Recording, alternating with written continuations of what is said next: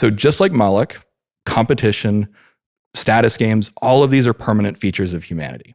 Epistemic tribes, permanent feature of humanity. We cannot get away from that. So rather than pathologizing it, because as Jung said, that which resists, if you resist it, it persists. But then also, as you noted earlier, if you try and suppress something, it comes out in another way. And sometimes it comes out in a destructive way. And so we need to integrate all of these aspects of ourselves by depathologizing it, by saying, this is actually natural, healthy, and good. I don't have to be ashamed of this. There's nothing to be guilty about. We welcome all of these aspects of humanity back and we become a whole species again. Hello, my friends, and welcome to the Win-Win Podcast. Today's episode is all about nihilism, what it is, and why it's so destructive for society. Because I am speaking to David Shapiro. David is a technologist by training, starting out in automation engineering before pivoting to AI research. However, he's probably best known for his YouTube channel, where he explores topics around technology, philosophy, and meaning to help people better navigate what he calls the fourth industrial revolution of AI. And so I reached out to see if he would come on Win-Win as a guest, because as you'll see, a lot of his content and thinking is very closely related to what I've been trying to do on this channel, particularly around, these concepts of Moloch and its antidote Win-Win, and more generally around designing systems and aligning incentives with what we actually want. As you can imagine, this conversation digs into a lot of that stuff. And we also explore what he calls post-nihilism as a solution to this nihilistic crisis, this crisis of meaning and disenfranchisement that seems to be plaguing our current society. So lots of juicy stuff. Really excited to share this one with you. Let's dig in.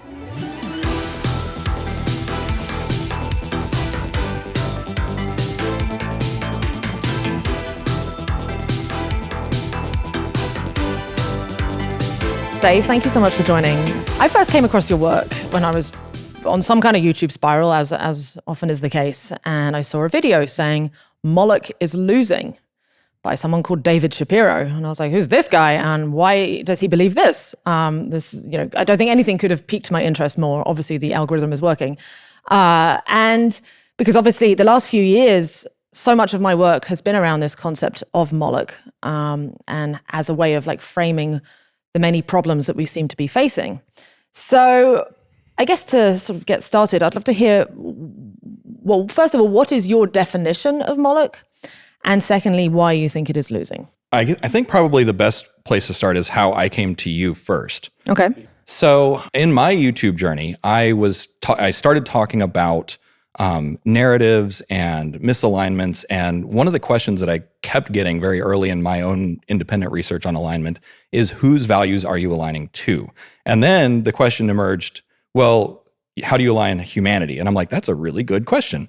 So I started reading about history, philosophy, economics, just everything that I could consume.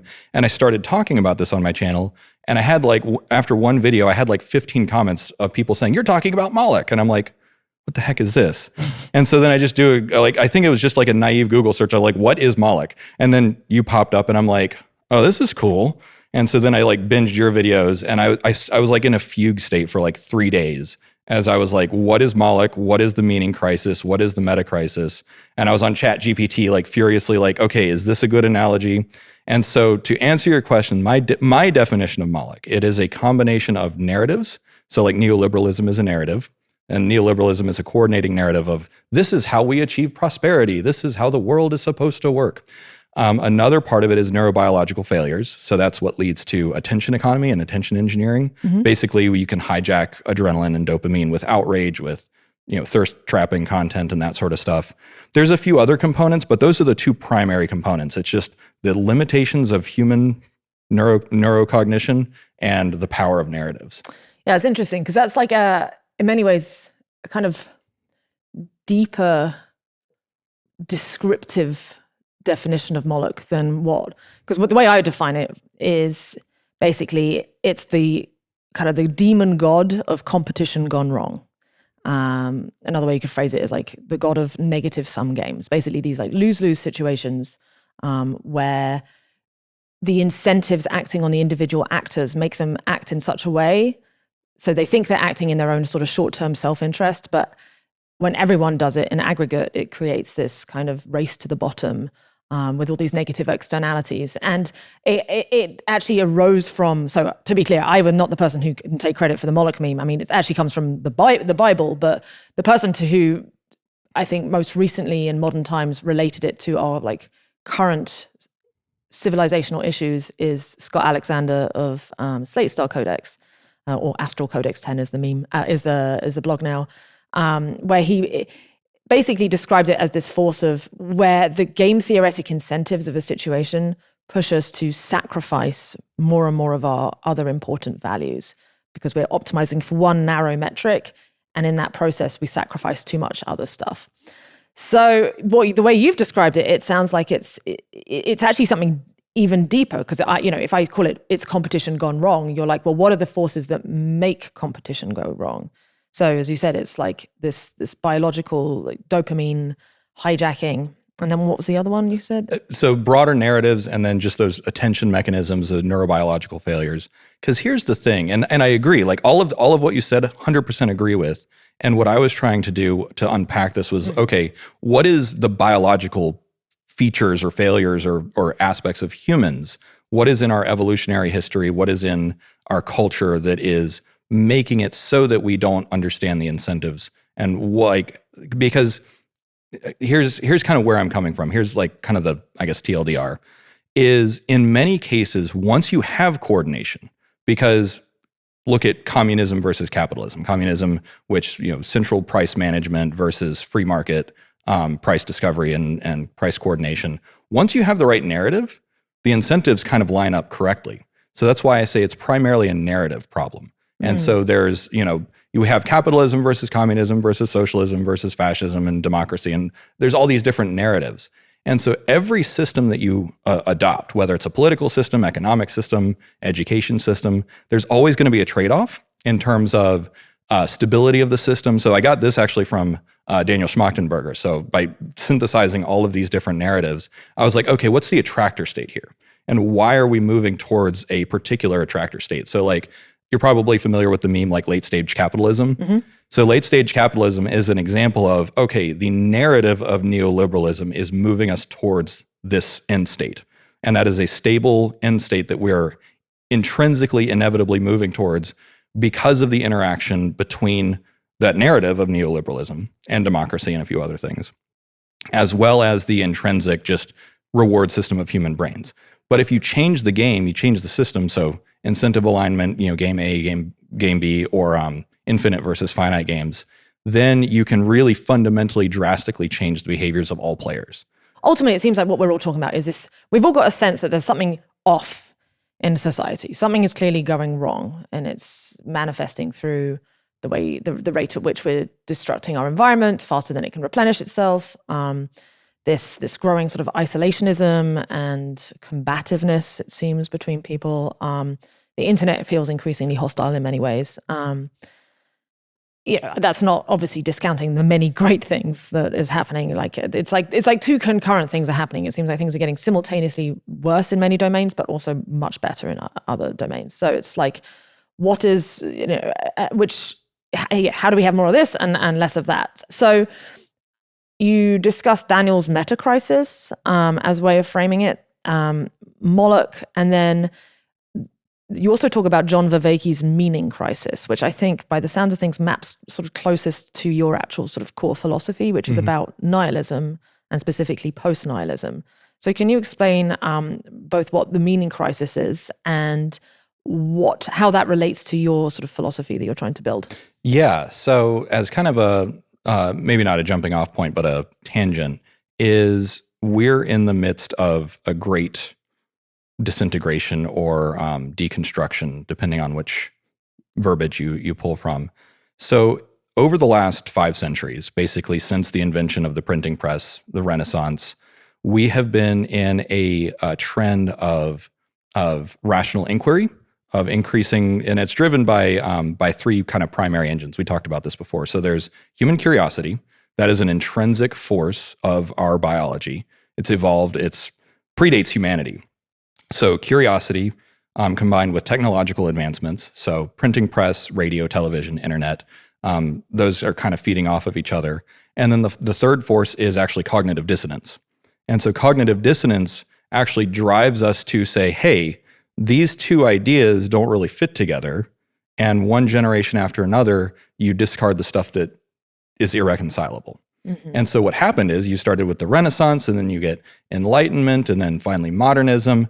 And at the same time, so you have this like these almost inverse curves. So you have the curve of rational inquiry going up, and secularism going up, while the old narratives, so again, it all comes back to narratives.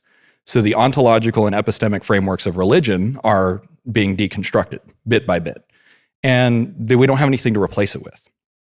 So what we've tried to replace it with is the three global narratives right now, which is science, democracy, and capitalism. So that's why people say like, oh, capitalism, or people worship the dollar. Like that is, from a narrative perspective, from what's going on in people's brain, that is actually not a bad way of describing it. It's like we worship democracy, we worship money, because that is what has been proposed as the global coordinating narrative, which has replaced Christianity by and large, Islam, Christianity, the Abrahamic religions. When did this specifically start? Do you think this detachment from religion, or this rejection of religion, is it coinciding with the Enlightenment? The first major shot across the bow was Martin Luther and the Protestant Reformation. So that was saying, hey, Catholic dogma, no, like we need to reform the narratives that we're putting forth in terms of morality and meaning and that sort of stuff. And so then you have the Protestant Reformation. That was really kind of the first departure from the oldest ontological and epistemic frameworks.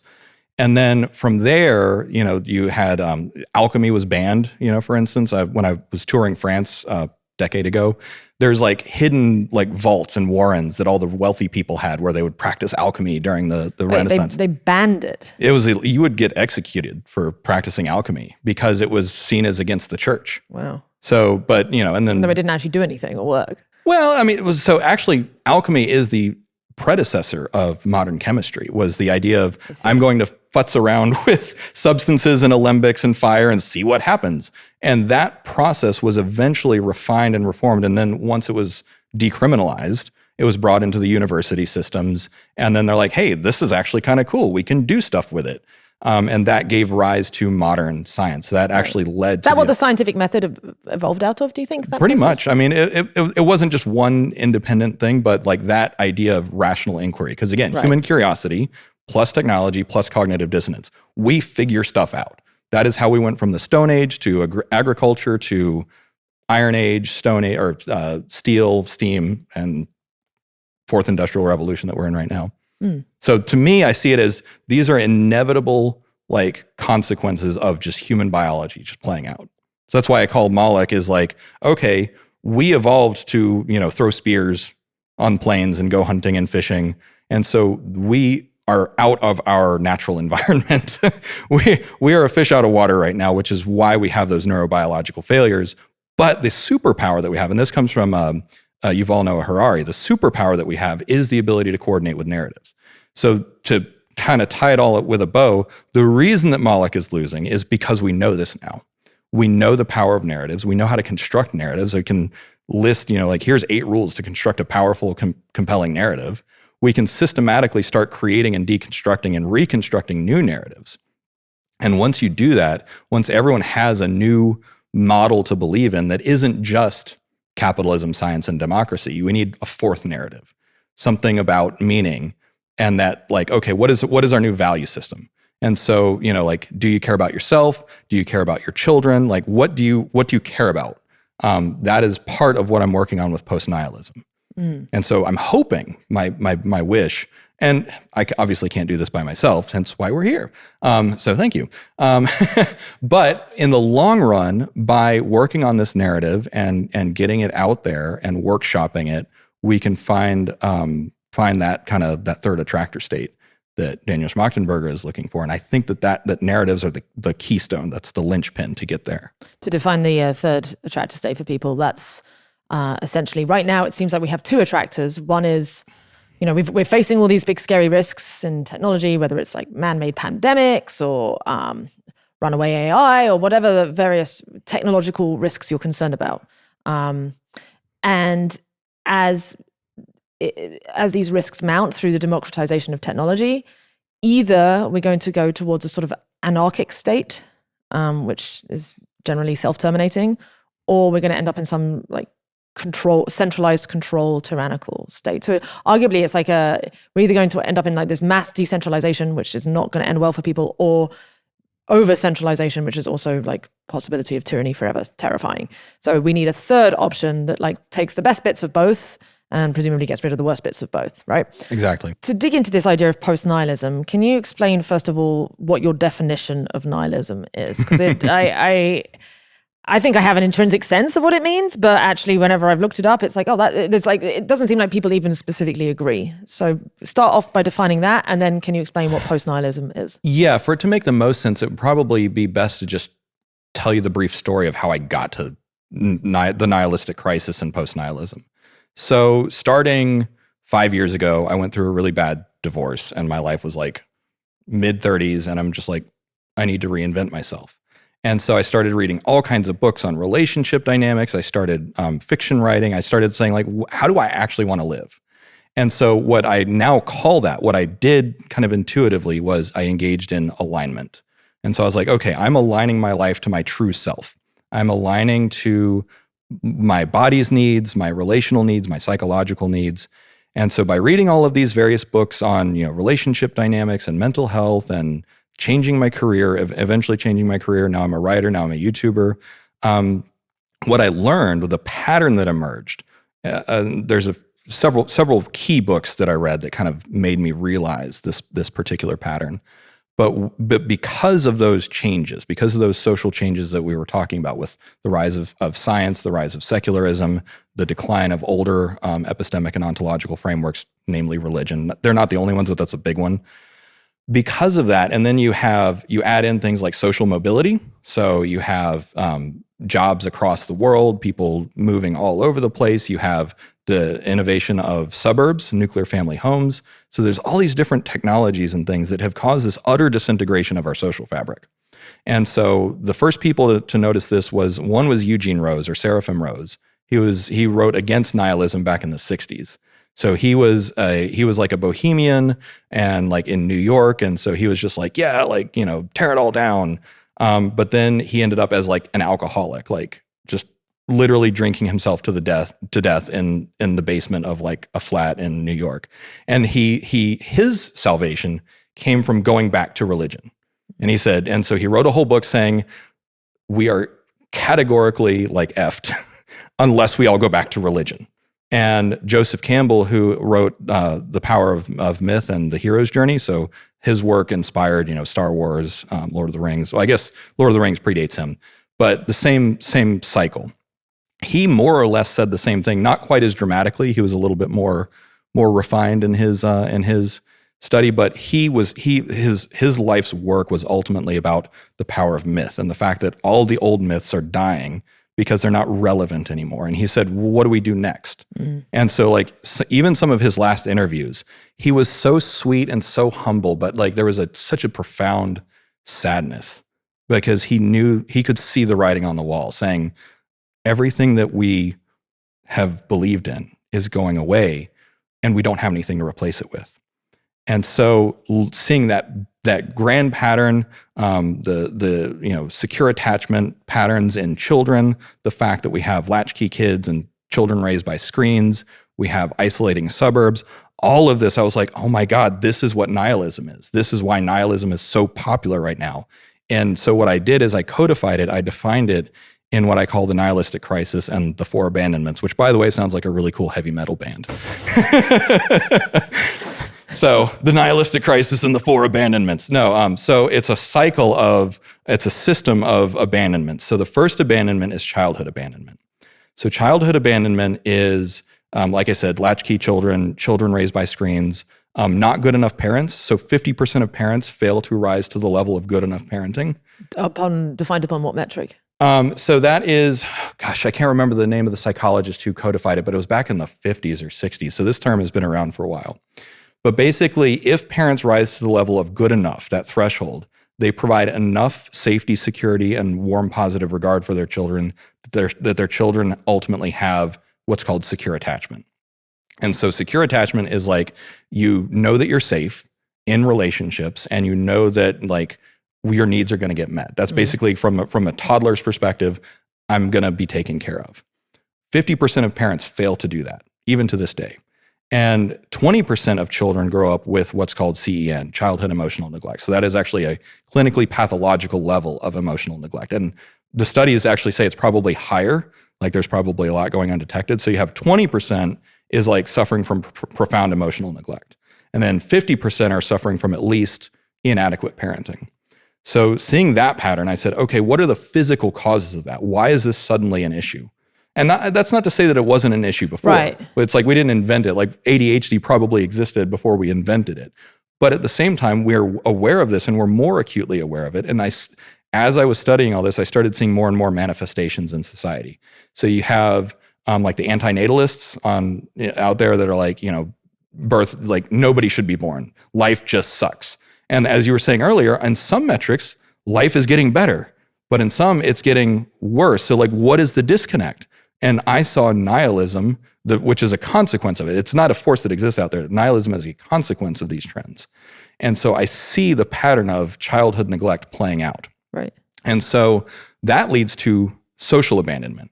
So social abandonment manifests in things like rugged individualism. It manifests in socially isolating suburbs. It manifests in high levels of social mobility where you leave your hometown and never go back, and your friend group keeps changing. And so we end up with this we're basically all living as nomads, right? In today's world where you might know people for a few years, but then they kind of come and go. And so our social support network is basically like, you kind of got to fend for yourself. Right, or at least it's who you have around you for now. Right, for now. And some people are good at that. But I think that for most people, our biology is really attuned to having the same people around you for decades. I think that's really how most people just are meant to operate. And also multi-generational. I mean, that's what we evolved out of, right? The tribe would have, probably weren't that many grandparents, but people were having babies younger, so actually. Yeah, and so that reminds me, another point of evidence is actually from anthropology. So throughout most of human history, and I mean like Stone Age, Paleolithic, and even pre-human, the evidence is that basically humans lived in tribes of about 6 to 21 on average. And so imagine that you and your, dozen or almost 24 closest friends and relatives do everything together. Hunt, cook, clean, build structures, you celebrate everything together. That is, I think, our natural state. And how many people live like that? Like there's co-housing communities, there's co-living communities, but those are rare. And it often requires a certain level of privilege, to live like that. And if you don't have that privilege, then it's like, okay, the default path that society offers you. So this is really where social abandonment comes in. The default path that society offers you is you go to high school, you have your friends, then everyone scatters to the wind to go to college. And then you're there for 4 to 10 years, and then everyone scatters again. And then you're in your first job, and you're, God, one of the most cynical things, one of the most, to me, most sickening manifestations of social abandonment is that like, oh, work is your family, right? And like they start making fun of it in movies now, like the new Anne Hathaway movie that came out a couple of years ago. She's like, we're a family. And everyone's like, no, stop saying that.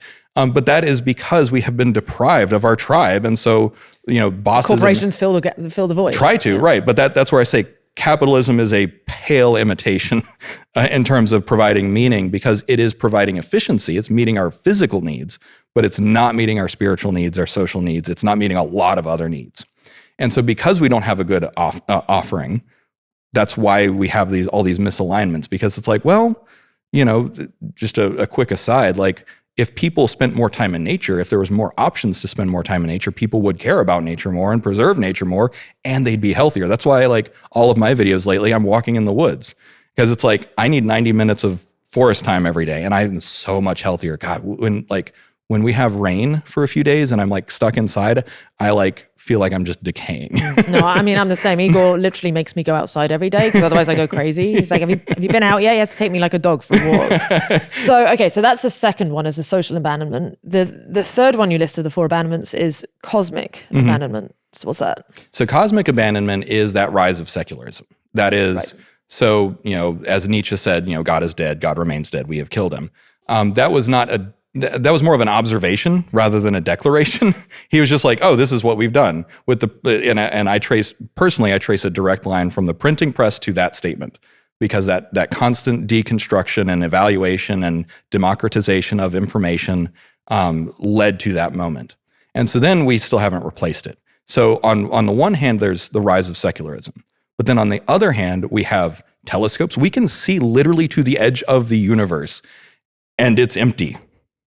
And it's terrifying because we don't see anything like us. And so the universe, to most people, it is just an axiomatic fact that we are alone. And that is terrifying because that reminds us of that childhood abandonment at a very, very deep unconscious level, is that we are alone, there are no adults in the room, and no one is coming to help us. And that is why so many people believe that we are irredeemably and irretrievably heading in the wrong direction. It's a visceral, emotional truth. Do you think nihilism existed in the highly religious days of past? And if it did, how did it manifest? On an individual level, there are always people who struggle and people who doubt. So even going back to, ancient Greece and ancient Rome, there were atheists back then, there were agnostics back then. And even in indigenous cultures, I'm sure there were people who doubted.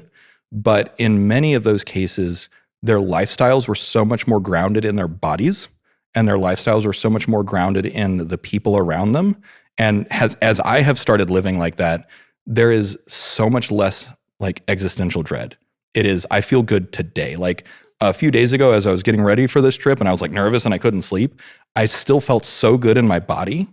I was just like, I'm going to lay here in bed. And I lay there for like 5 hours, not sleeping, but I was like, I just feel so physically good. And I have so much hope and optimism. And it wasn't like just cognitive. It was a deep visceral experience.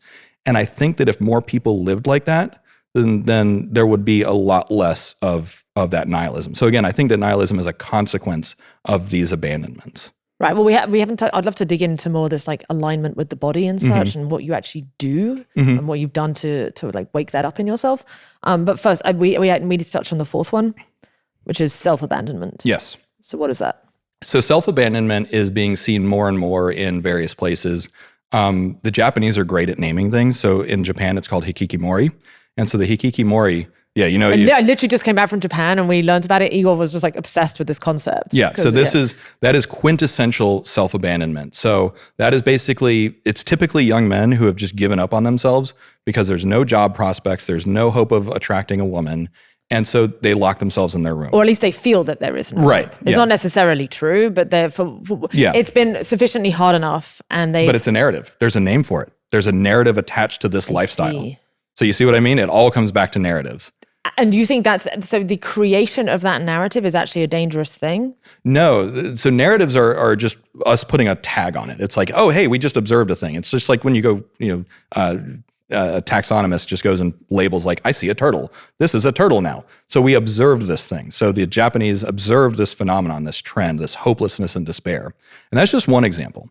So another example is there's like a kind of a constant meme. So like at like Comic-Con and other conventions, like men that don't bathe and shower, like that is another form of self-abandonment where they just do not take care of themselves physically. And that is so in psychology, this is called reenactment. So they're basically reenacting their childhood abandonment the rest of their lives. God, I'm about to cry. Sorry. Like it's just when you see this, when you wake up to it, you see it everywhere. Another kind of self-abandonment that many people have is workaholism. So that's what I'm recovering from. That's actually why I had to delay this, is because I was still suffering from burnout over several years and here's again where the narrative of capitalism fails us, because it says, in order to get your needs met, just work harder. That is self-abandonment. It's don't sleep in, wake up, go to work, ignore your body, ignore your needs, work for the money. And that also rewards you. So this is where I fundamentally agree with you about Moloch, is the fundamental misalignment here is don't take care of yourself, don't take care of the people you care about, don't even take care of nature, just make money. Well, and it's specifically, it's the collapsing of all of those different virtues and values and arguably metrics like money is easy, it's convenient because it's easily quantified. It's a quantification of value that it claims to capture all of these other ones, but in that reduction, it loses so much because it is actually hard to quantify your personal well-being or your connection to nature, or your connection to your family, and so on. It's not good at capturing those values. So yeah, that's one of the definitions that I like. I often use as well for describing Moloch is it's a complexity.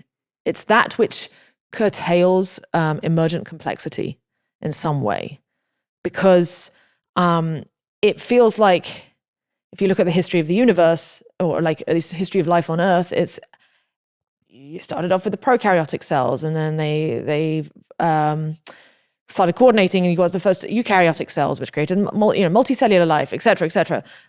It's been this, at each step change, there's this new emergent thing that happens. And to me, like a truly Molochian process is one where it caps that off at its kneecap, stops it in some way. And I think that's where I'm sensing this nihilism crisis is threatening to take us, because it's like, if you have a population that has become fully nihilistic and just like, a population of hikikomoris, there ain't new emergent stuff coming out of that. They're just gonna, that population's done.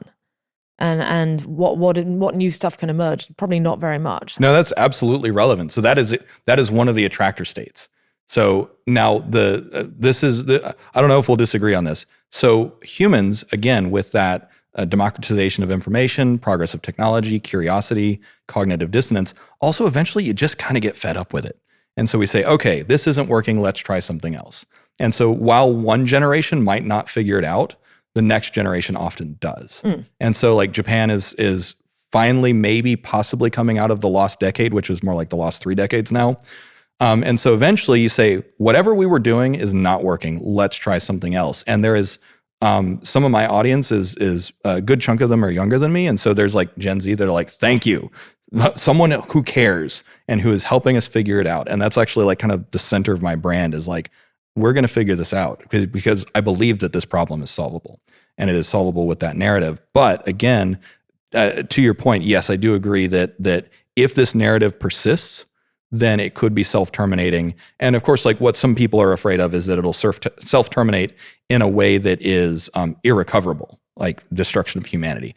I'm personally not afraid of that, but I do also predict that it will get worse before it gets better, because the pain is not high enough. So there's this concept of like the pain, the devil you know, right? Mm-hmm. If the devil you know is tolerable, you'll stay with it. So it'll get worse before it gets better. But I think that it will get better, and that's why, again, this is why I made that assertion Moloch is losing, is because people like you and me are here communicating it, figuring it out, and like sowing the seeds. And so then the seeds will take a little time to germinate, but then once they're ready, like I think that our work is probably really timely.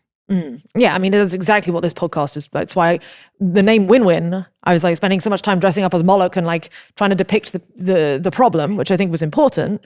But I was like, okay, but there's something in me started being like, I don't really want to dress up as that anymore. I'd rather like, is there something else I can dress up as that's kind of like the solution to this? And like the name Win-Win kept coming to me. Mm-hmm. And I was like, if Moloch's like red and black and like very like monomaniacal focus, Win-Win is like purples and turquoises and greens, and like just wants to play and loves a bit of competition and like will shit talk you, but then it's like, but we'll have a nice time and play. It's an infinite game. Exactly. It's the infinite mindedness, infinite game and sort of bought into a persona. So yeah, no, exactly. And so, okay, so the TLDR of why you think Moloch is losing, just so I have this right, is because you think sufficient people like you, like me, and like plenty of others are like trying to create new narratives, and we're also finding each other. Yeah, so to put it as succinctly as possible, I believe we have solved the problem. Now the next task is dissemination, is conversation. But how have we solved it? Like, maybe not completely, but we're I don't close. think these. We've only got like, we're in the order of magnitude of 100,000 subscribers on YouTube. I feel like my view counts are not as high as I would like them to be. I imagine you'd like yours to be higher as well. I think your content deserves to have more views. Meanwhile, like someone who's saying we need to burn it all to the ground, and like, no, why, the world is doomed, etc. Those narratives are getting shit tons of views, as are like AI is going to solve everything magically, like just take off all regulation, and like it feels like the extremists, because really what we're arguing for is like kind of like these hybrid synthesis type viewpoints to create new positive narratives. But the extremists, meanwhile, go out and just say they're like extremist stuff, and they dominate the attention sphere. So Sure. Why is it that the problem has been solved? It doesn't feel like it sufficiently. There is no force as powerful as an idea whose time has come. And I think there's a lot of people that are ready, and it's just a matter of articulating it clear enough and consistently enough, and messaging and getting the right people involved to repeat those messages.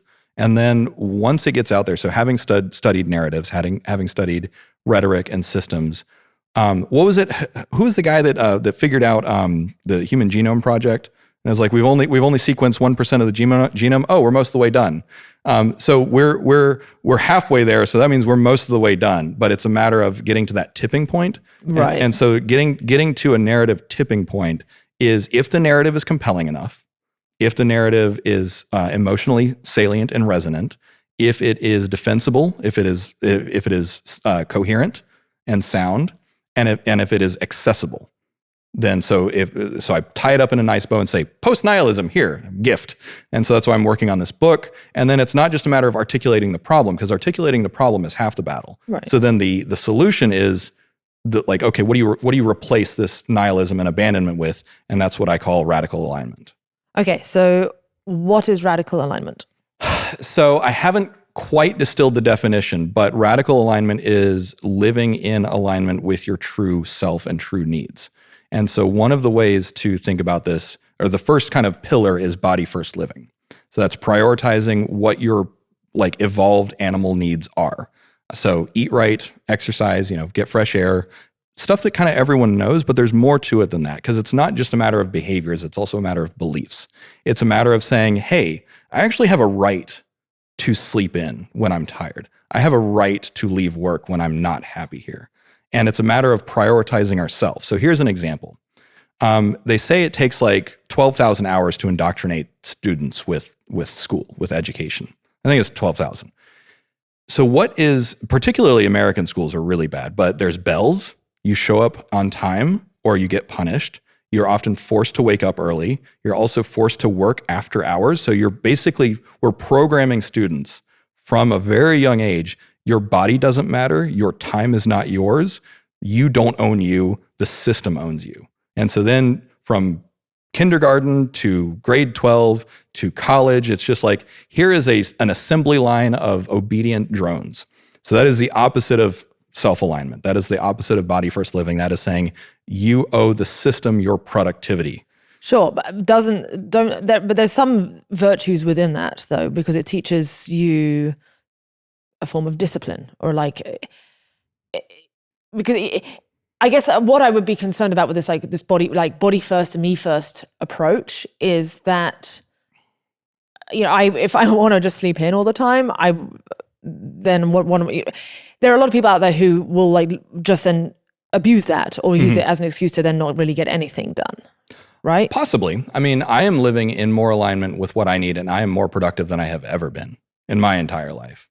I mean, I work 7 days a week, and I often wake up at 5 a.m, work until about noon. So that's a 7-hour day, and I don't really take breaks. No, I go for my walks to recording, but I'm hitting multiple birds with one stone. Now, here's the thing though. While you could argue from one value system that there is merit in giving people a sense of discipline, sure. Punctuality, sure. But I mean, there's social pressures to achieve that. So I read this book called The Status Game by Will Storr. So this is a keystone piece of this idea. And that is that as a social species, all humans are status motivated. That is like the fundamental signal in all of our operating systems. And there's 3 status games. So there's dominance, which is like physical prowess and intimidation and sexual, gratification. It's basically the id. And then there is the success game. So that's money. So getting money, getting grades, getting the car, everyone is everyone is motivated by that to some extent. And then there's the the prestige game. So prestige that's the game that like I'm playing, which it's about, are you renowned for being smart or solving problems? Are you pious? So like in academia, like how many citations do you have? Yeah, papers, citations. If you're religious, it's, how high in the church are you, or how well known are you to be a follower of Christ, or those sorts of things. All humans play status games.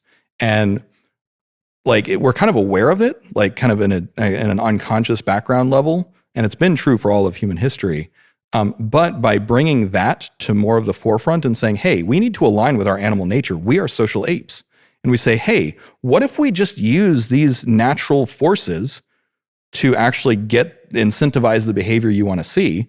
And so then what do you do is, in this book, he talks about all kinds of different systems. So like, for instance, the prison system, phenomenal natural experiment to look at how status plays out, because you can exchange favors, right? Or goods. Like one of the things that is really, really popular in prisons, if you have any expertise, like if you have medical expertise or legal expertise, you're like immediately high status. Mm-hmm. If you are well connected and trusted, respect is everything. And so you have this like incubation chamber of, okay, how do status games play out if everyone is like disempowered in a certain way? Sports teams, churches, schools, status games play out in all kinds of different ways. And right now, money is the universal status signal, right? But that's only the success game. So then why do people do CrossFit? That's the dominance game, because they want to have like buff bodies and they want to be they look good in bikinis. That is a different status game. And so this is one thing that I kind of came to as I was thinking, all right, what are the long-term consequences of artificial intelligence? We all might end up without conventional jobs. Like work as we know it might go away or change fundamentally. So I was like, well, what are people going to do? And so a lot of people are like, man, if I don't know what I would do without my job. But I'm like, there's plenty of other status games to play. Like you can get famous on YouTube. You can go do CrossFit. You can go become religious. Become a gamer. Yeah. Right, yeah. Becoming like that. I mean, gosh, some of my best friends, like that is their religion, is gaming, or, how much about anime do you know, or whatever your fandom is. So there's so much we can do. And I'm like, well, why don't we just use this to gamify the behavior that you want to see? And I think it was Japan. Somewhere recently I saw that they actually gamified cleaning up. They made it a competition of like how much trash could you collect, and it was like a race. So it's like you can gamify this stuff, and if it becomes a status game, people are going to do it anyways. So I think that by looking at that, and these can all be infinite games, by the way. Totally. The only thing I'd say is like in this like post-scarcity world, truly post-scarcity utopia, like I just had Nick Bostrom on and we discussed this, like how would people derive? Well, I guess you're claiming with post-nihilism that you don't even need to have meaning in order to live a happy life? Sort of. I think that we are too locked in our heads. We're too intellectualizing of meaning, and we're too cerebral about it. And this is I think, particularly an American/Western problem, where it's like we try and divorce the mind from the body. But like the happiest that like I am, and the happiest that people are, is when you're having fully embodied experiences. Like, if you're at a rave, or, you're on a horse, right? Like I remember on my first honeymoon, one of the things that we did was we were riding horses through the surf in the Bahamas. You're not thinking about anything else other than I'm not going to because you fall off the horse, you get like drowned and kicked in the head. And it's just like, that is burned into my memory as an embodied experience. And I remember getting super dehydrated the next day and like passing out in the cabin and thinking that a beer was going to help. And it was even worse. So it took me like a day to get rehydrated. But like those embodied experiences, that's where we get meaning from. Another one of my most meaningful experiences in life was when I went to France to visit friends. I was internet friends, and I just like went for 2 weeks. And we went to Paris, we went to Nantes, we went to see all kinds of stuff. I was exhausted the entire time. I had heartburn the entire time because I was like traveling and I wasn't used to it. But I don't care about any of that stuff. The meaning was from connecting with these people that were like me and having this novel experience that was just like, wow. And I still draw on that. That was 12 years ago. And like that is a central anchor of like my life, of meaning in my life. Had nothing to do with intellectual anything. It's fully embodied. So radically aligning with your body's needs was the sort of first level. And it sounds like you're sort of going up the Maslow hierarchy of needs, right? So what's the next level of alignment? So I'm still working on this model. So there's actually quite a few models to draw from. So one is Roger Walsh's TLC, therapeutic lifestyle changes. So this is a pattern of 8 different things that you can do. And I'm not going to be able to remember all of them, but it's like time in nature, spiritual connection, rest and relaxation, very, very pragmatic. Just like, if you do these 8 things, you will be healthy and happy. And like, by God, it works. As community service, giving back. So you do those things, it works. Another one is SDT, so self-determination theory. So this is a psychological framework that says you need competence, relatedness, and autonomy. So those are the 3 fundamental psychological needs. So if you work on those on a daily or weekly basis, you will feel like you have a meaningful life. Ikigai, again, Japanese are great at naming things. If you live in alignment with your Ikigai, which is that is the intersection of, what is it? It's what you're good at, what you can get paid for, what society needs, and what you love. You do those 4 things, you will have a meaningful life. And so I'm trying to wrap my arms around all of these existing frameworks. Some of them are very old. And, whether it's psychological needs, body needs, spiritual needs, put them all together in a new system. I have a few ideas, but I'm not quite there yet. I'm working on that on the next draft of my book. So once I have this new model, this new framework, it's like, you do this, you will have a meaningful life. And in side benefit, you will also value the things and therefore make different decisions that lead to things like more environmental sustainability, more political stability, those sorts of things, because it all starts with our animal self. But we need a narrative over top of that says, okay, we can all get along. And we basically aim for the win-win, where we all live better and healthier, and it's better for the economy, and it's better for the environment. That's kind of really what I'm looking for. Yeah. So yeah, it sounds to me like it's a complete and coherent description of what I'm trying to do as well with win-win is a kind of more of a very surface level idea of because for me, my sort of, I'm not saying in any way I'm enlightened, far from it. And I've got plenty of misalignments going on inside myself all the time. I don't exercise as much as I would like. I don't work as hard as much, blah, blah, blah. But the big wake up moment for me was recognizing my own relationship with competition. So I was living very much in this scarcity. I saw everything as a kind of zero sum contest. And in many ways, I'm not discounting that entirely, because that drove me to achieve the many things that I achieved and got me to a position that I'm in, which is great. But there was this it wasn't an individual light bulb moment, but it was this period of time where I was like, wait, I need to fundamentally approach the world from a more abundance perspective of don't assume that when someone else does well, that's coming from a cost of me, or vice versa. Take a leap of faith that the universe is fundamentally abundant and the world can be abundant. And through that leap of faith, it unlocks things. And I have to say, things have just the ripple effects of that have been very tangible. That said, so it sounds like you're coming from, we need to start off at the bottom of Maslow's hierarchy, do the body stuff first and go from there.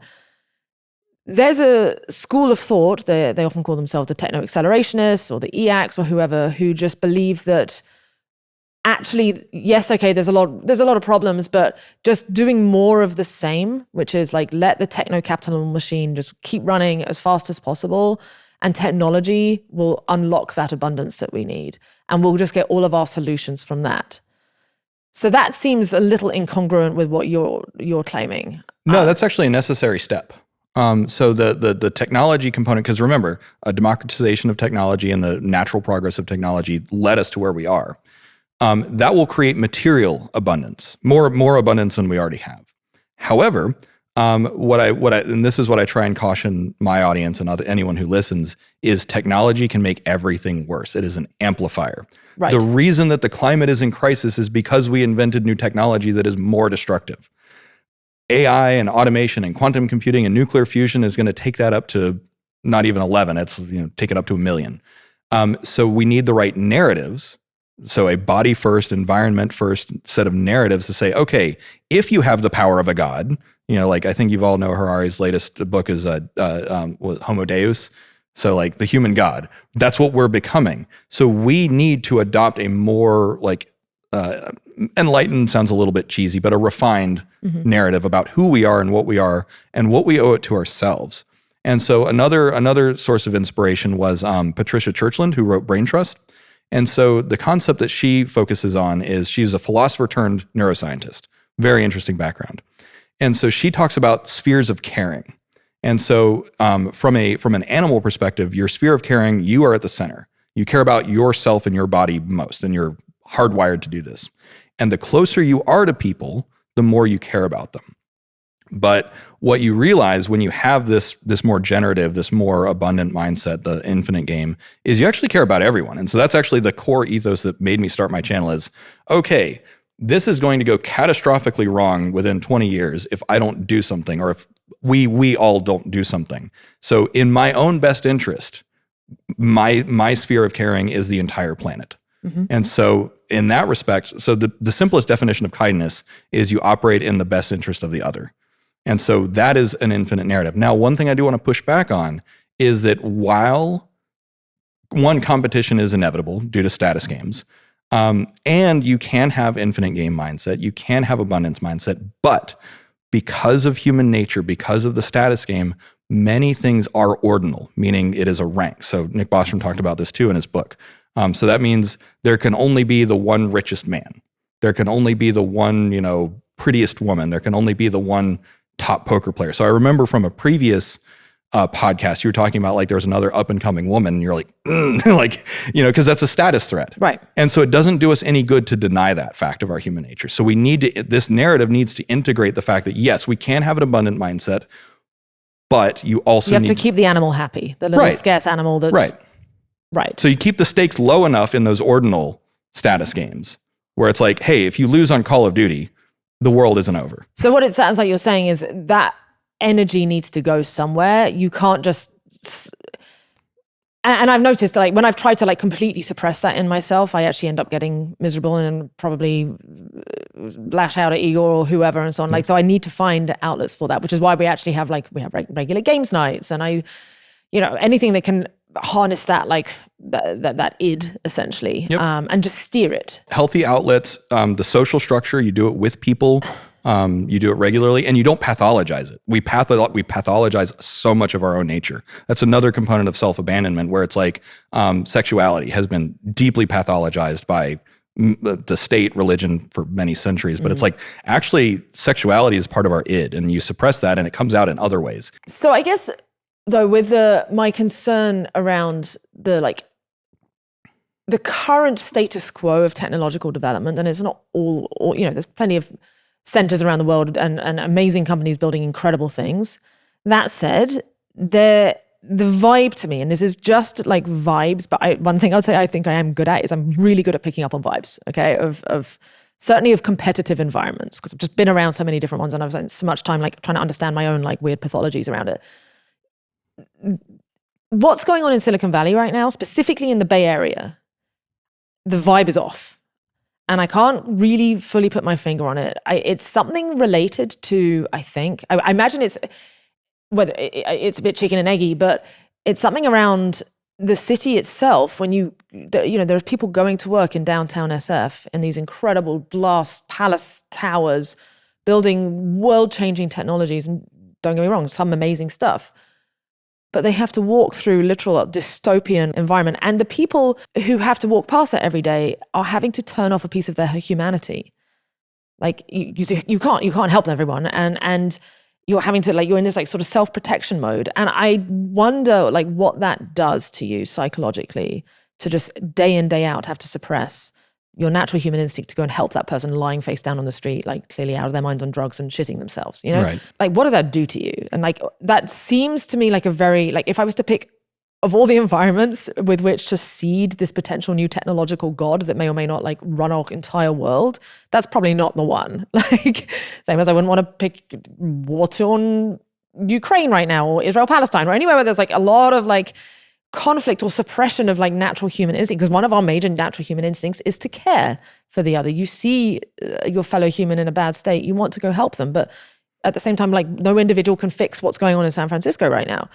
So I'm curious just to sort of spitball on you on like, do you sense that, I don't know if you spent much time there. So San Francisco is one of the most interesting, and that's being diplomatic and kind, cities in the world. Because I've been there. Definitely interesting. Yeah, it's not interesting. Boring. But so last time I was there, I did some math and I looked at what is the GDP of San Francisco, and it's something like $2 billion per day. They have 8,000 to 20, 30,000 homeless, depending on how you. So a few thousand homeless people with $2 billion a day. That social abandonment is a choice. That is part of the narrative of neoliberalism, is that you need a certain amount of homeless people to remind everyone else, this is how little you are cared about. That is the stick, that is the riding crop to beat people over the head with in this Orwellian nightmare that we are building. Now, the vibe is off because the Silicon Valley elite right now are having these religious experiences that they're sharing on Twitter. Like what? So like Sam Altman and Greg Brockman and others, like feel the AGI and, they're just so full of themselves about we're going to solve everything, but they're solving one problem in a particular way. And yes, historically speaking, they're correct that industrial revolutions tend to reshuffle and democratize everything. Like I would rather be alive today than 20 years ago, than 100 years ago. That is true and accurate. But at the same time, they are fundamentally not addressing the fact of those homeless camps. Going through Oakland, when I did 5-6 years ago, it looked like a wasteland. And I was just like, this is such a profound level of abandonment. And then going through San Francisco, all these various places. I mean, there's places, that look better, that make Night City from Cyberpunk look actually pleasant. It's like we have to tone it down because in reality, there's actually places way worse than in fiction. And so there's that religious belief of this like robotheism or this, the Rocco's basilisk. Machine God. Yeah. Right. And yes, we are in the act of building what I think of is, I call it a superorganism, a digital superorganism. Granted, the digital superorganism already exists. It's the internet. It's just going to get smarter. But what is this digital superorganism ultimately going to be capable of doing? And it's, orders of magnitude more than we can do today. At the same time, if you don't have a narrative that is pro-life, and I don't mean that in like the religious, abortion debate, but I mean generative of all life, that is pro-human or honors biology. Not biology is the physical manifestation. Life is broader than that. Life is, I don't have a good definition, but I think maybe you understand what I mean. It's more of the spiritual, the embodied, the visceral experience of being alive. Mm-hmm. If you don't honor that at a broad level, and I got that from Buddhism. I studied Zen Buddhism for a few years. And so Zen Buddhism teaches you to honor like all life, starting with yourself and realizing that you are part of all life. So that's a big inspiration. Anyways, I kind of lost that train of thought. I'm not sure where you want to go from there. No, I mean, yeah, well, you were talking about the Sam Altmans and Greg Brockman having these making these sort of religious claims. Because I mean, that's the thing; they are becoming religious figureheads. Mm-hmm. There's no other way to describe it. Like they are modern preachers. Do a thought experiment with me, real quick. Imagine Sam Altman as a high priest. High priest Sam Altman. High priest Elon Musk. He's the Pope. That is the religion that some of these people have. That's why it feels weird. It feels like super icky when you think of it that way. And that's not to say, because I believe that these people have great intentions and they're very incredibly thoughtful people. If they had the right narrative, and I'm not convinced that they don't have the right narrative, because what they say publicly versus what they truly believe, it's difficult. Actions speak louder than words, I know. But if they have the right narrative, if the vibe changes and they coordinate to this narrative, it doesn't matter what they individually believe, because ultimately their behaviors, their choices, as they play this broader, more infinite game, I think is what really matters. Okay, so let's try and I want to make sure that we've really fully distilled down what this narrative is sufficiently. You've talked about this need for living in alignment, and also like these key axioms that we should probably be trying to align around. So curiosity is one. You said. I think another one is this idea of like honoring emergence as a thing almost, because that has been a consistent theme of when cool new stuff has emerged on planet Earth. It's because of this emergent, that some of the whole is greater than the sum of its parts. And it's almost like a fundamental, like you can't predict it from prior. You don't know exactly what's going to come out until it's like, oh, wow, this thing has now come along. Is there another axiom? So yes, I'm glad you brought up emergence. So there's emergence and then convergence. So emergence is a way of looking at the world that even just from the model of like physics, fundamental particles and energy give rise to atoms and molecules that give rise to planets and eventually us. And then we give rise to societies, constructs, superorganisms, and narratives. So you have these like ontological strata is kind of what I call it. I don't know if I came up with that term, but I borrowed it. And so emergence is definitely a critical philosophical way of looking at things moving forward. Convergence is something that is also really important. And so convergence is where you encircle the truth. Right now it's very like passe to say like, oh, well, how do you define that? Or, nobody, truth is relative, or, whose values do you align to? But the thing is while it can be difficult to say definitively, this is the absolute truth here, or this is the absolute universal value, we are getting really good at encircling these things. And this is where, like, me looking at it from my perspective, with Post-Nihilism, you looking at it from Moloch, and Daniel looking at it from Mythic Crisis, we are in the process of converging on what is the problem here. And not only clearly defining the problem, also triangulating the solution. And so while there's still a gray area, there's still a fog of war, we are converging. And so convergence is why I'm like, it feels like we got the right units, we got the right, army converging on it. We're going to encircle this problem, and then it's going to be solved eventually. Now, time is still of the essence. Like, there is still the possibility of failure. So I'm a very sanguine person. I'm just like, whatever, like, we got this. But to be very, like, I guess, frank, like, yeah, there is still the possibility of failure. One area you're focusing on one of your channels is this idea of mythic archetypes as a important building block of coming up with new narratives. So I'd love to dig into like why these archetypes have persisted so much, and what you think their value is in modern times. Because I imagine my hope with this conversation and this wider podcast is, I would love people to like be spreading specifically the win-win hashtag and that as a meme. But at the same time, the more win-win thing is if people come up with an even more compelling narrative, like you mm-hmm. through my work, you've like started, you said that was partly what inspired you to go into post-nihilism. And how can people draw upon mythic archetypes to better construct their own narratives? Well, they can take a page out of your book, because Moloch is a quintessential mythic archetype. All the old myths from ancient Greece, Rome, the Bible, all of those are mythic archetypes. And what they are is they're personifications or symbolic representations of things that we observe and feel. Like I said, we didn't create them, we don't invent them, we just put a name to it. And so I want to see if I can like break your brain for a minute. Thanos is Moloch. Yes, I mean he's pretty ineffective actually, because this whole like I'm going to kill 50% of the living, cull 50% of the population is like, bro, do you understand how exponentials work? Like in 2 generations, it's going to be back there again. So I'm like, this makes no sense. But yes, he's like trying to be a curtailer of complexity. Right. So, but beyond that, he says it repeatedly. I am inevitable. So the idea that that is the connection between Moloch and Thanos is the inevitable destruction.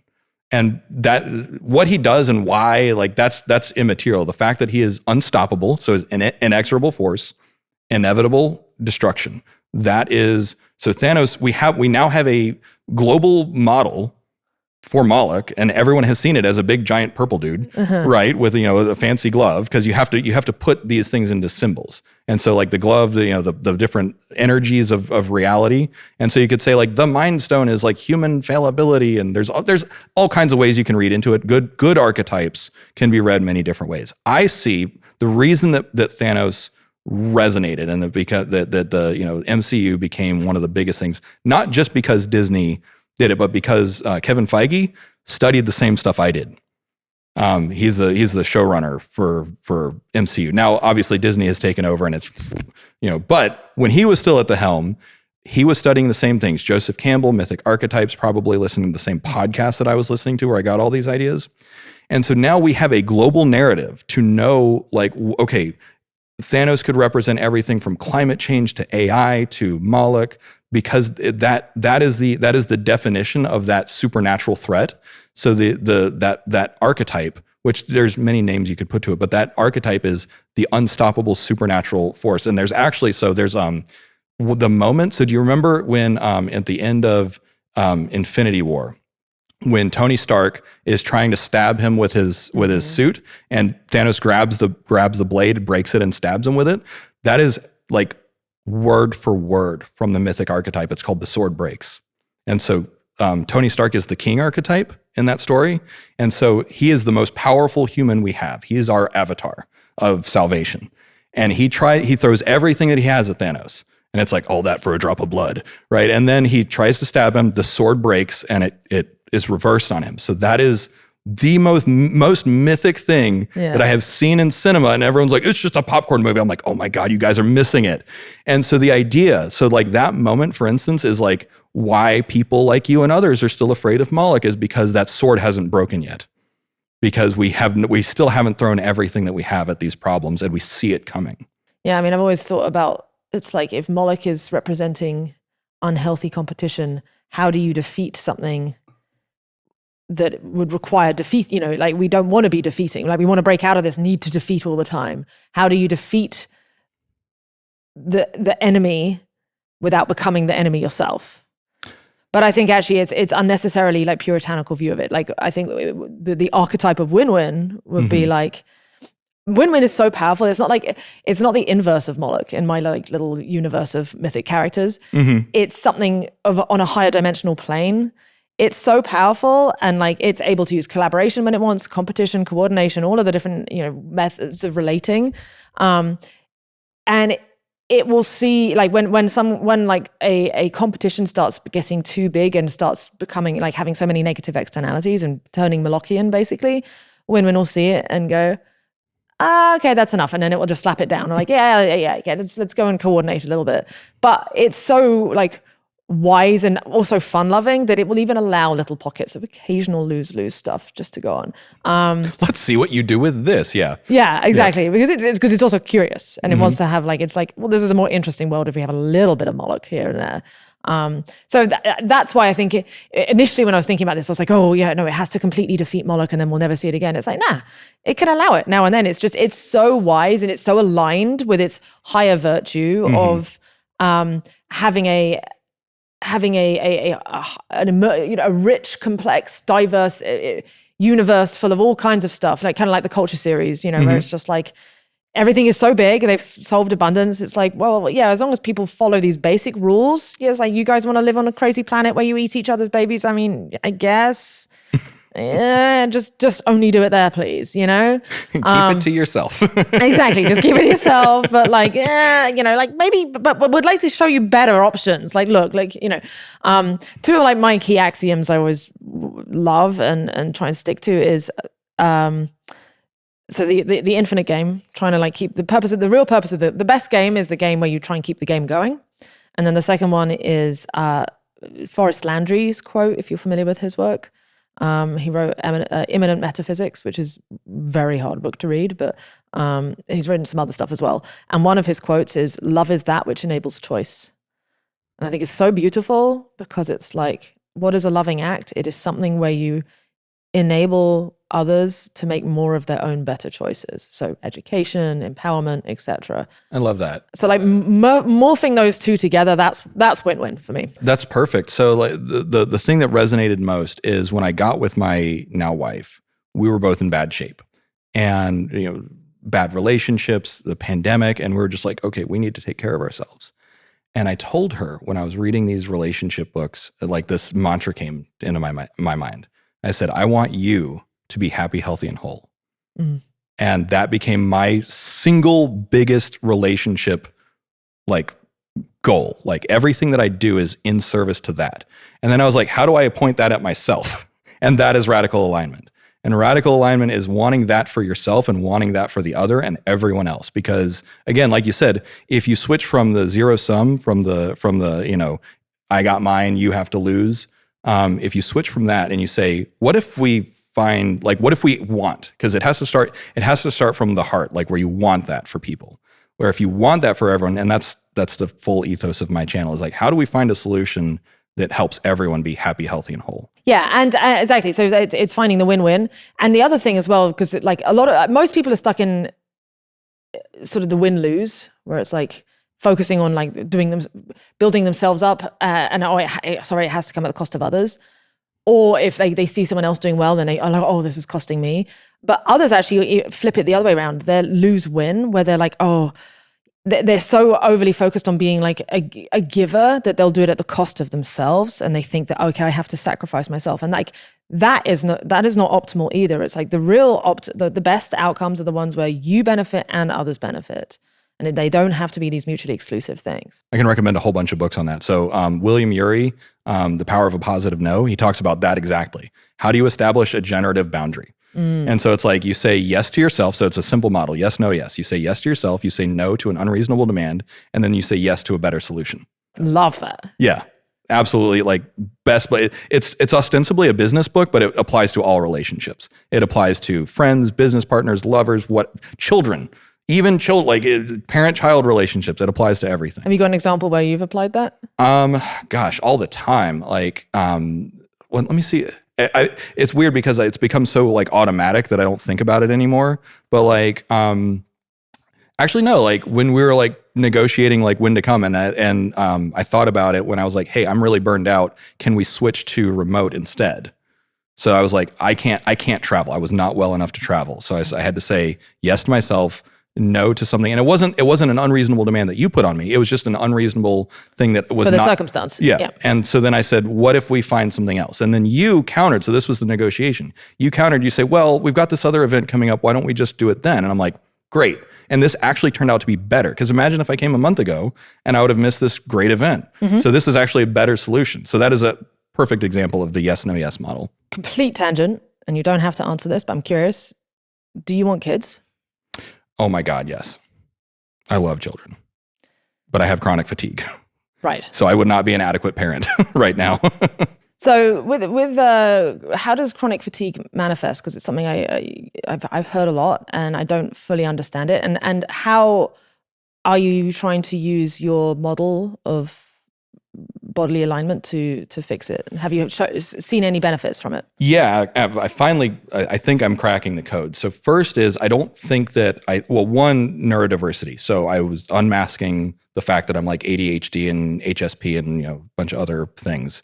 So I was living out of alignment with my actual like neurology, where I was pretending to be something that I wasn't. So I started unmasking about 2.5 years ago. And so living in alignment to that, saying, okay, these are my sensory needs, these are my social needs. Let me just figure out how I need to live. Like, is it okay to eat? Like, I love pad thai. I eat it like 5 times a week because it feels good. And it's just like, it doesn't hurt me. As an HSP, like there's a lot of foods that hurt me. What is HSP? A highly sensitive person. So basically the gain is turned up to like 12. So everything is too intense for me. So like, before going out and being social, I have to like sing my heart out in the car to like get my nervous system ready. So like just belting out everything in the car on the way to social events, that sort of thing. A lot of people like me actually end up banking on alcohol because it turns the gain down. And that's what I did when I was in my 20s. I would get to the bar and immediately start drinking. That was the only way that I could socialize. And I'm like, this is not sustainable. Now I'm almost 40. And it's like, there's a cost to that. But yeah, so that's one example of how like that alignment. Now, more recently, so chronic fatigue, I don't know that I qualify as like CFS, because that's a myalgia. It's like a brain inflammation. But I do have to titrate my effort like every day. And so that means, prioritizing rest a little bit more, all sorts of things to just make sure that I've got the spoons. I don't know if you're familiar with spoon theory. No. Yeah, so I think that comes from multiple sclerosis patients. So they came up with this model years and years ago, like on AOL message boards days. And so the idea was to understand how much energy you have every day. Imagine that you start the day with like 8 spoons, and everything that you do takes a spoon. And so whether it is make yourself breakfast, that's a spoon. Whether it's go to work, that's 6 spoons. And so then like if you have 8 spoons in the day and you've already spent 7 of them, you have 1 left at the end of the day. How are you going to allocate that spoon? One of the things about MS is if you overexert yourself, you get what's called an exacerbation, which means you permanently lose a spoon. So you actually permanently lose ability to perform. Ooh, that sucks. So it's actually a medical requirement to titrate your effort. Got it. So like my stepmom has, she's still here, fibromyalgia and lupus. And so this is a chronic inflammation disease. And so very similar thing. Overexertion results in these exacerbations that, depending on how well you take care of yourself, they can get better over time. For me, it's just typical burnout. It's just, I worked too hard, not enough sleep, too much stress, too much anxiety, anger, from being mistreated, those sorts of things. So for me, I'm hopeful that I can get back to a point. And so to your question, like what is working? I actually kind of discovered this recently, which is the thing that I'm trying to optimize for is heart rate variability. So heart rate variability is like, oh, hey, I started prioritizing that and my life has gotten so much better. And so heart rate variability is the amount of variance between heartbeats. Right. And it's a signifier of your ability to switch between parasympathetic and sympathetic, right? Partly. It's actually, the shorthand is that it's a really good metric for stress, for all stress. So it's the physiological stress that your body is under. That includes emotional stress. So physical, emotional, psychological, environmental, whatever. If your immune system, like if you have like a bad cold or flu, like your heart rate variability will go down. If you're stressed out at work, it'll go down. If you drink, it'll go down. But for me, when I go to sleep earlier, it goes up. When I spend more time in nature, it goes up. And when I eat right, it goes up. And so by organizing my whole life around that one metric, I'm actually getting energy back and getting it back fast. That's why I actually wear my Fitbit all the time. Okay, how can post-nihilism help heal the culture wars? We need to accept aspects of human nature. So this is kind of parallel to post-nihilism. This is part of my work and research. Is we naturally form epistemic tribes. So Democrat, Republican, pro-life, pro-Palestine, these are all epistemic tribes. So an epistemic tribe is a group of people that have a shared narrative about truth. That's all it is. And so, you might believe that the patriots are the best. That is your truth. And humans naturally do this. So like you form an epistemic tribe with people that you see every day. So like you've got your people at work, you've got an epistemic tribe with your family, you've got an epistemic tribe with bigger narratives like, are you an American? Are you a white guy? Are you a Marine, right? All of these different epistemic tribes have different narratives around truth and values and meaning and that sort of stuff. And right now, when we pathologize, it's all identity politics. This is what's wrong with that's natural. We've always had identity politics. From Pericles getting, blamed for problems in ancient Athens to, what was his name? The Russian dude who was like thrown in the river. Rasputin. That's it, yeah. So like, if you run afoul of one epistemic tribe or another, you get ostracized or executed. This is a permanent feature of humanity. Mm-hmm. So just like Moloch, competition, status games, all of these are permanent features of humanity. Epistemic tribes, permanent feature of humanity. We cannot get away from that. So rather than pathologizing it, because as Jung said, that which resists, if you resist it, it persists. But then also, as you noted earlier, if you try and suppress something, it comes out in another way. And sometimes it comes out in a destructive way. And so we need to integrate all of these aspects of ourselves. So this comes directly from Jungian theory, which is, okay, we have this wounded part of self where we don't like competition or we don't like status games or we don't, and it's different for everyone. I'm not saying that the whole, everyone has the same kind of dysfunction, but as a society, right now we have like identity politics is kind of one of the big ones out there. By recognizing that this is a natural and healthy feature of humanity, that the people you trust, the people that you find value with, that is healthy. Now, just as you found with competition, it is a double-edged sword because without your competitiveness, we would not be here right now. You wouldn't have 100,000 YouTube subscribers. Why? Because you want to win, right? And there's nothing wrong with that. But by depathologizing it, by saying this is actually natural, healthy, and good, I don't have to be ashamed of this. There's nothing to be guilty about. We welcome all of these aspects of humanity back and we become a whole species again. I mean, I think the reason why the culture wars have gotten so bad, though, is in part because, yes, the nihilism crisis and so on, but the technology is directly amplifying it. The current technological systems that we have, like our economic model is, the media Moloch, as I call it, is rewarding directly financially rewards those who trigger the limbic systems and stir up tribalism, gets people angry, that taps into this and amplifies it beyond what it should normally be. I don't see how we fix this without like a rapid and vast redesign of the like techno incentive system that we currently have going on the internet. Yeah. So two things. One is not the first time this has happened. Again, it all starts with the printing press. So printing press shattered the hegemony of the church. Sure. So, and from then until Jordan Peterson today, religion is, dying and kids these days, right? So we've had this disintegration. That goes back to the origin of the nihilistic crisis. So not the first time society has felt like it's coming unraveled. Ray Dalio says it comes in waves based on debt cycles. The Fourth Turning says that it comes in waves based on intergenerational patterns.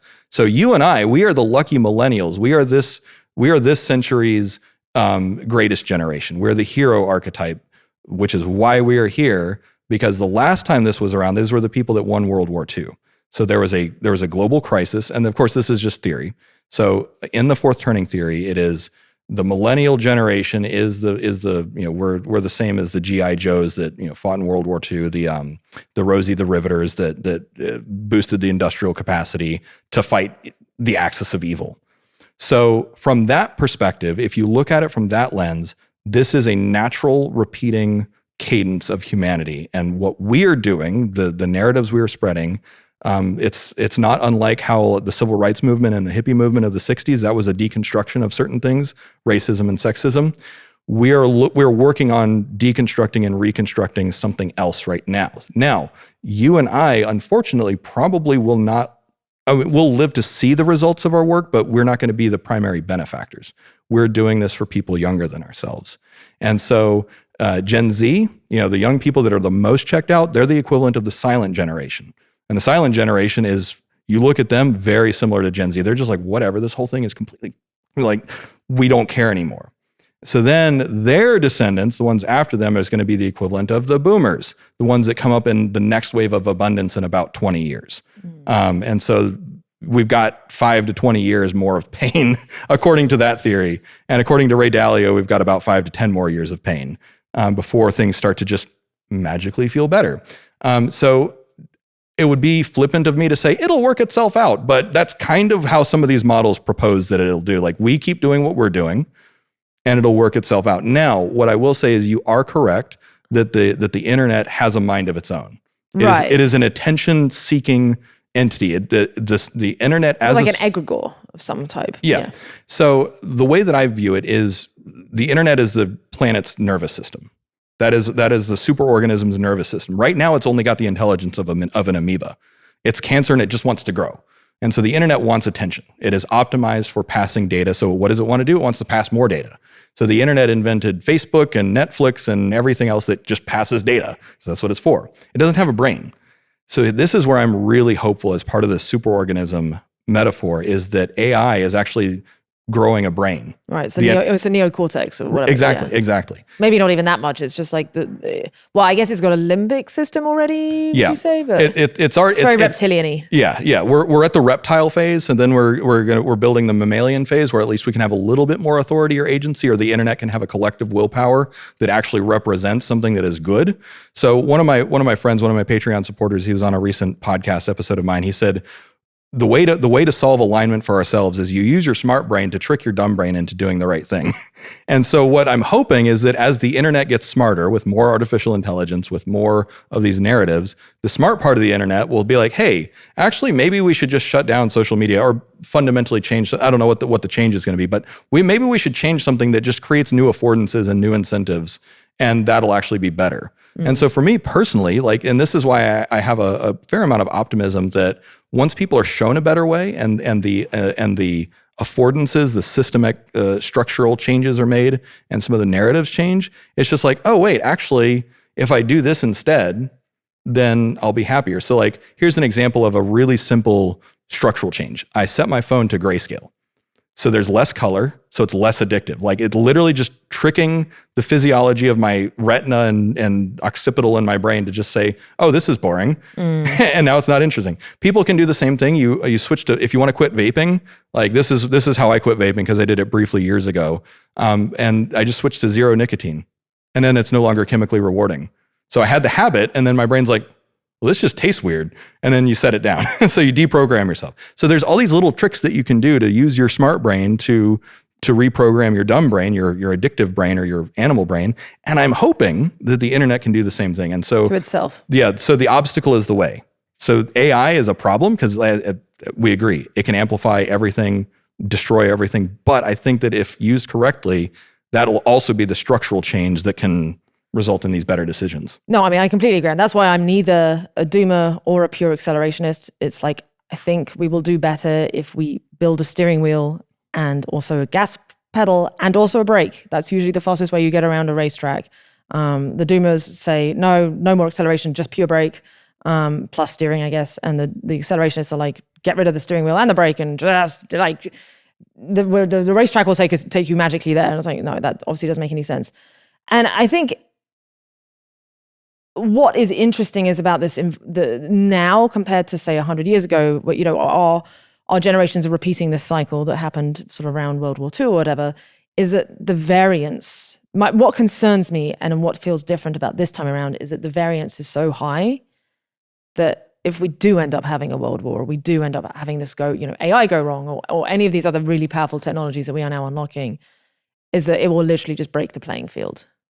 That's possible. And that's what really, really scares me. And I don't think it's clear. Like if things were like somewhat capped to and contained to like a specific continent or something like that, okay, it would be bad and be horrible. But we're playing a game, like as we talked earlier, like things are simultaneously getting better and better in many aspects, and then worse and worse in others. So there's the variance, the amplitude, tension. The amplitude of the wave is getting more and more and more, and there is likely to be a breaking point. Mm-hmm. Is there any like sort of self-correcting mechanism that could be created or apply in creating this kind of third attractor state? So I think that there are some natural ones. So there's natural ones, and then there's ones that we can choose. And so I actually have this hypothesis.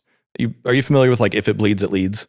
Deeply. It was like the main thread of my Media Moloch film. Right. So if it bleeds, it leads. Basically, I think it was 140 years ago is when the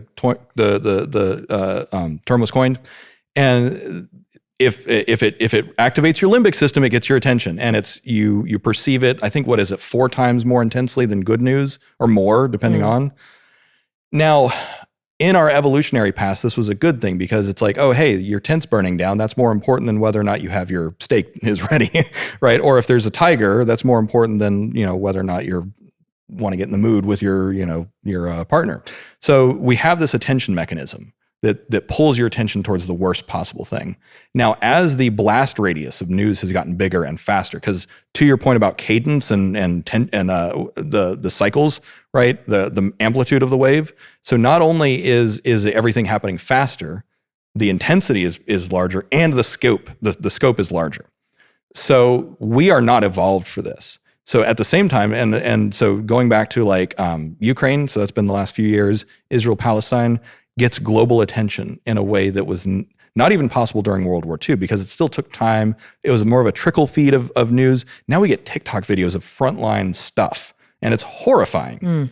And I actually think, I'm looking forward to a Freakonomics episode 30 years from now, where maybe like our outrage at these things, bringing our attention to it, to the protests on campuses, actually was the way that solved it. The horrors of war. This is the first time we're like actually seeing, people think that this war is worse than any others. It's like, no, this is war. It's more present. War is, exactly. It's what war is like. It is the first time it has been like televised in 4K and like live stream, or effectively live. You can watch people. Feed. You're watching innocents getting maimed. And I mean, it's also true of October 7th in many ways. September 11th, you got the image of the planes going into the building, but you didn't actually see the individuals getting like dying. Right. Whereas you saw that with October 7th, which made everyone crazy. And now we're seeing it with what's happening in Palestine, which is making people even crazier. And it's like, so you're arguing that like actually this, even though it's horrible and it's creating this like, in many ways spreading the flames of the conflict Yep. around the world. On you hope that in the long run this is still going to be a net positive because it makes us realize that actually war is the enemy. Yeah. So to borrow from Jung again, and for Jung, for all the purists out there, I'm American, it's Jung. So so as Jung said, it creates psychic energy. So not psychic as in like, but like psychological energy. And until you discharge that psychic energy, it stays there. You need to do something with it. And so that's why you see people setting up pro and anti, like anti-Zionists and pro-Palestine and like everything in between. That is because it is in our nature that like our biology gives us energy. Like, when I was preparing to come for this trip, I could not sleep. I have had like probably 10 hours of sleep in the last 5 days. No, it's a little bit more than that. But it's because it was so important. My brain is like, you need energy to figure everything out. And so likewise, you see Ukraine, you see Russia, whichever side you're on, the fact that there's engagement and the conversation is happening. And like, this is why I want people to learn more about epistemic tribes, is because whether you're pro or anti-Israel, pro or anti-Palestine, the fact that people have the energy to engage in the conversation, there is no apathy. Apathy is the enemy. Because apathy is nihilism. Exactly. If you don't care, or if you enjoy it, destruction lust, if you say, let's make it worse. Some people do want to make it worse. Right. That's the only thing I would say, is that there's like, like the protests on campuses, those are started by people who truly care. But then it feels like with all these, like every protest or every movement that goes beyond a critical mass, you get the like essentially the psychopaths or like just the people who are wanton destructionists. I don't see how that's making the problem better. If anything, it's making it worse. Well, so one, humans have always been that way. There's always been different levels of intellectual engagement or knowledge or whatever. There are the mavens, there are the aggregators, the people who study it, and then they disseminate ideas and create new catchyisms. I'm reading a book called Made to Stick, which is about how do you make sticky ideas, how do you make something that resonates. So like click it or ticket, it rhymes and everyone knows that here in America. I don't know if you have anything like that in England. I actually don't know that one, but yeah. So buckle up, Yeah. So click it or ticket, just dare to say no to drugs, whatever. Like we have all these different programs. What happens is narratives get distilled over time. And so it's like, basically the formula that I look for is X is good or bad. So therefore more or less of X is better. So it's like, war is bad, therefore less war is better. Now, yes, there are always going to be the rabble-rousers and the lunatics who are just like, yeah, just burn it down, because they're like adrenaline junkies and all they want is that energy.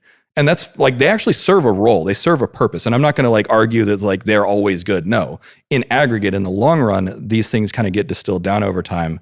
And these memes kind of get embedded, like loose lips sink ships, right? We still remember that from World War II. So these things, you can deliberately workshop them. A lot of them just get distilled. Like, what is it? The one that came out against Disney, like go woke, go broke. Yeah. Exactly the same thing. Narratives get distilled. And so it becomes a rallying cry. It becomes a principle of value that certain epistemic tribes can rally around. And so for some background, I observed this trend because I was on like debate forums for many years, like starting back in like 2006. And so I saw the rise of like marriage equality here in America. And I was like, where did the argument go? It's gone. I've seen the cycle, and we're doing the same thing with trans rights right now. So it's like all these things just kind of come in cycles. And what you have is in this discourse, this high velocity discourse, and now it's even faster because you have TikTok. It's not debate forums that requires typing and reading. It's just 30-second videos. So you have people deconstructing like, so-and-so said this, and this is why they're wrong. And what the pattern that I noticed is that people never concede defeat. They just abandon the battlefield. They just move on. They stop arguing. And so by like the cessation of conflict, that's when this new idea gets embedded in the zeitgeist. And so like Defensive Marriage Act, I remember when that came down, it wasn't surprising to me because I saw the public discourse for the years leading up to it. And I was just like, all these conservatives and Republicans and anti-gay people that I've been arguing with, they just quit. They were ghost town.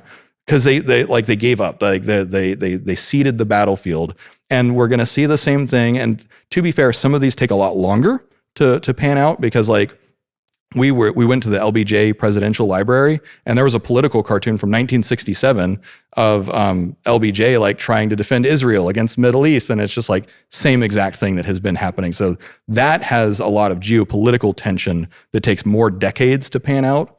But again, something will change eventually. The narrative will get distilled, and a lesson will be embedded in the zeitgeist, and then everyone moves on. It's the weirdest phenomenon once you've lived through it. And I'm waiting for that to happen with trans rights. So right now we're in the place where trans rights is getting more like vociferous. It's getting more violent on both sides. You know, like trans rights matter, or trans lives matter, is an example. And like you actually see the like anti-trans bills materially cost lives. And so then eventually society will say enough is enough. They'll draw a line in the sand. We saw the same thing with civil rights. We've seen the same thing with women's rights.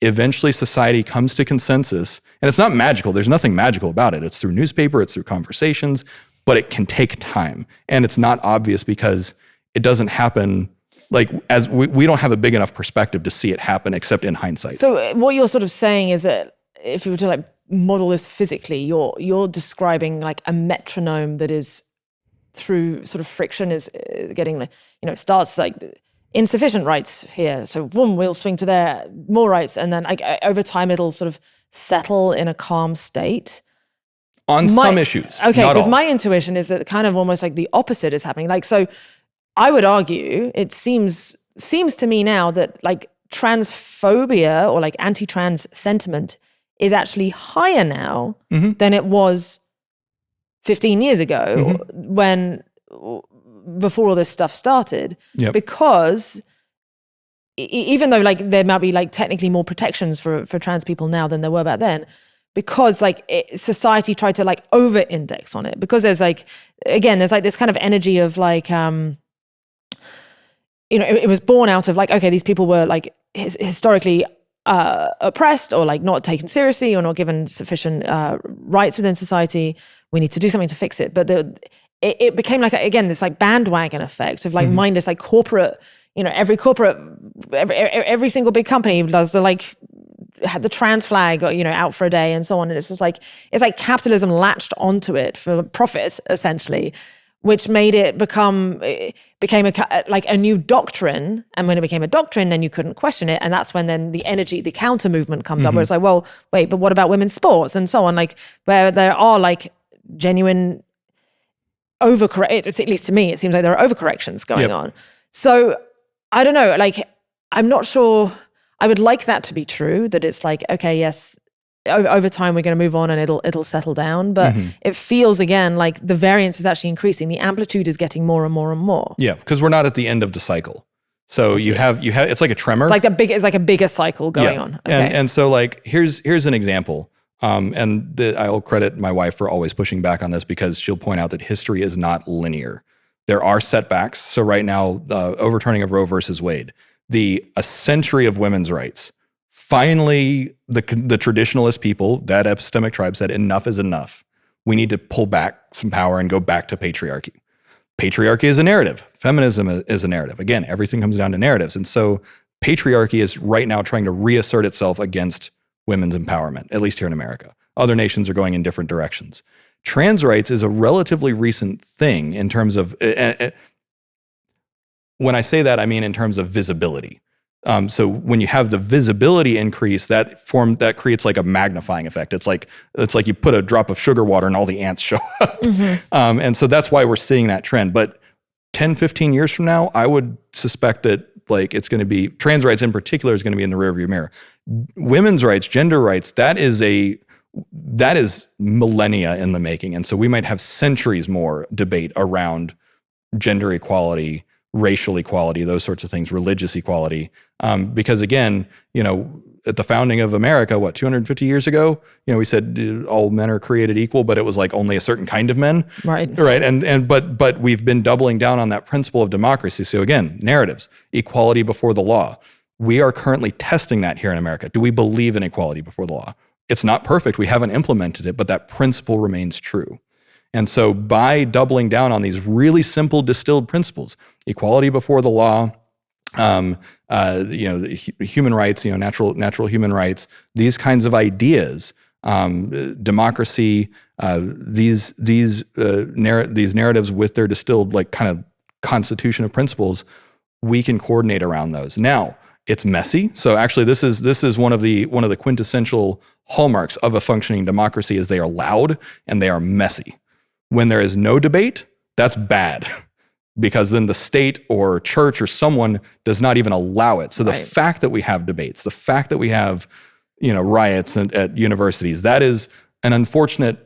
That's it's the give and take. That's a double-edged sword of a functioning democracy. Is okay. There's going to be some chaos now. Right. Like, round 3 fight, like get in the octagon and hash it out. It's like a parent kind of letting their children fight amongst themselves until they work it out. Not necessarily the best, but it's a natural process.